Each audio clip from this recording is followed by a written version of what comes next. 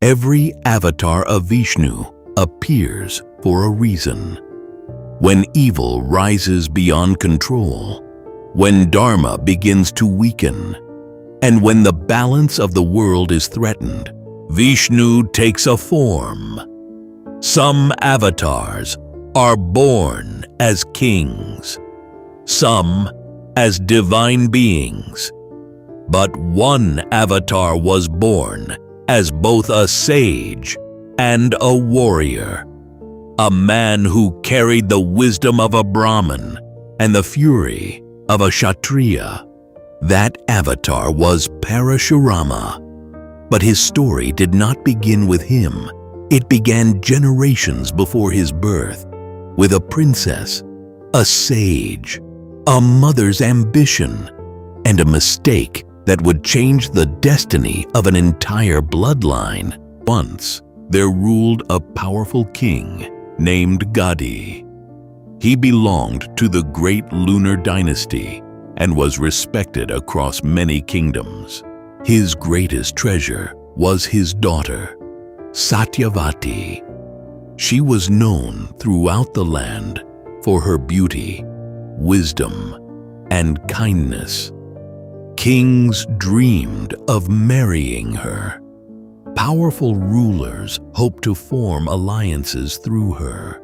King Gadhi believed his daughter would one day marry a mighty monarch and strengthen his kingdom. Then one day, a sage entered his court. His name was Richika. He was no ordinary sage. He was the son of sage Chiavana and a descendant of the great Maharishi Bhrigu. Standing before the king, Richika calmly expressed his desire to marry Satyavati. The request shocked everyone. King Gadhi could hardly believe what he had heard. How could a wandering sage hope to marry a princess sought by kings and warriors? The king wanted to refuse, but insulting a powerful sage could be dangerous. So he devised a challenge that seemed impossible. If Richika wished to marry Satyavati, he must first bring 1,000 horses. Not ordinary horses. They had to be completely white in color, with black ears. King Gadhi was certain such horses did not exist anywhere in the universe. Surely the sage would fail. But Richika accepted without hesitation. His love for Satyavati was genuine. Determined to fulfill the condition, he began severe penance and prayed to Varuna, the god of the waters. His devotion was so pure that even Varuna was moved. The god granted him exactly what he needed: 1,000 swift horses, white as snow, each with black ears. When the horses arrived, King Gadhi was left speechless. The impossible had become possible. The marriage took place, and Satyavati became the wife of sage Richika. Life in the forest was very different from life in the palace. Yet Satyavati adapted quickly. She found peace in her simple surroundings and happiness in her husband's company. Time passed. One day, Richika began preparing for a special yajna. It was not meant for wealth or power. It was meant for a son unlike any other. When the ritual was complete, he planned to prepare a sacred offering that would bless them with an extraordinary child.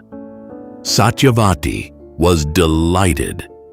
But then another thought entered her mind. Her parents had no son. She was their only child. Without an heir, her father's royal lineage might one day come to an end. Thinking of her family and her kingdom, she approached Richika with a request. Could he prepare another offering for her mother as well? Richika was impressed by her selflessness. Even while thinking about her own future, she had not forgotten her parents. He agreed. When the yajna ended, Richika prepared 2 bowls of sacred rice. One was placed in an earthen bowl, the other in a metal bowl. He carefully explained that each bowl was different. The earthen bowl was meant for Satyavati. The metal bowl was meant for her mother. Having given these instructions, he left for a nearby village. He had no idea that destiny was waiting for him to leave. As soon as Satyavati told her mother about the magical offerings, the queen began thinking. She believed that the bowl prepared for Satyavati must contain the superior blessing. After all, Richika had prepared it for his own wife. Slowly, she began convincing her daughter. Satyavati's son would become a Brahmin like his father. Even if he were extraordinary, he would spend his life as a sage. But the queen's son would become a king, and the future of an entire kingdom would rest upon his shoulders. The queen continued persuading her daughter until Satyavati finally agreed. The bowls were exchanged. The sacred rice was consumed, and without realizing it, they changed the future forever. When Richika returned, he immediately sensed something was wrong.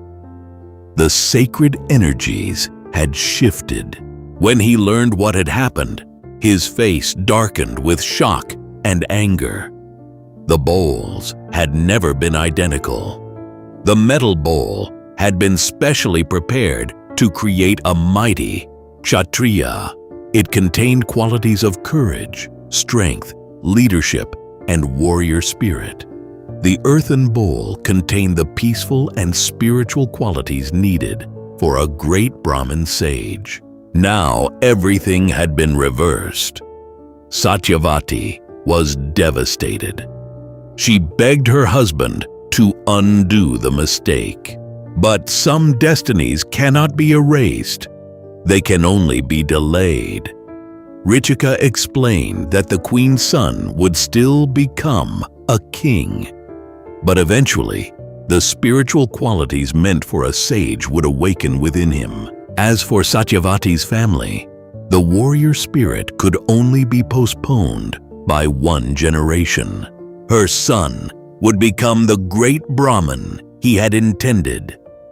But her grandson would be a fierce warrior, unlike anything the world had ever seen. Richika looked toward the sky. A Brahmin born with the heart of a warrior. What divine purpose could such a person serve? Only the gods knew. Years passed. The queen gave birth to a son named Kaushika. Satyavati gave birth to Jamadagni. Both children grew up under the shadow of Richika's prophecy. One would become a king who turned into a sage. The other would become the father of a warrior, destined to shake the earth itself. The seeds of destiny had been planted, and somewhere in the future, Vishnu's 6th avatar was waiting for his moment to arrive. But before Parashurama could be born, another story had to unfold. The story of Kaushika, a king whose pride would lead him into conflict with one of the greatest sages in history. A conflict that would transform him forever. A conflict that would give birth to the legendary sage Vishwamitra,